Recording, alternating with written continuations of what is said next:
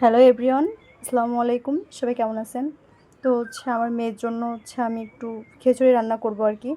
তো বাঁধাকপি ছিল বাসায়, সেটা ফুলকপি ছিল, মিষ্টি কুমড়া ছিল, আর আমি একটু সিমের বেশি অ্যাড করছি। আর বাসায় তেমন কিছু ছিল না, এই জন্য 2 প্রকার ডাল দিচ্ছি আর কি। আর সাথে নতুন আলু আর ফ্রিজে মুরগির মাংস ছিল, সেগুলা দিছি। তো অল্প একটু পানি দিছি এর ভিতরে, মানে অল্প করে চাল দিছি, তো পানি গরম হচ্ছে। তো এবার এগুলা দেবো আর কি।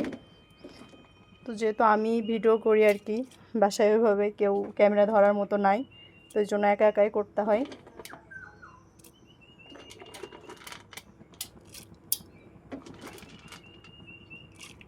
সবাই তো আসলে রোজা বাসায়, ওই জন্য আসলে মেয়েটাকে খাওয়ানো খুব একটা সমস্যা হয়ে যাচ্ছে।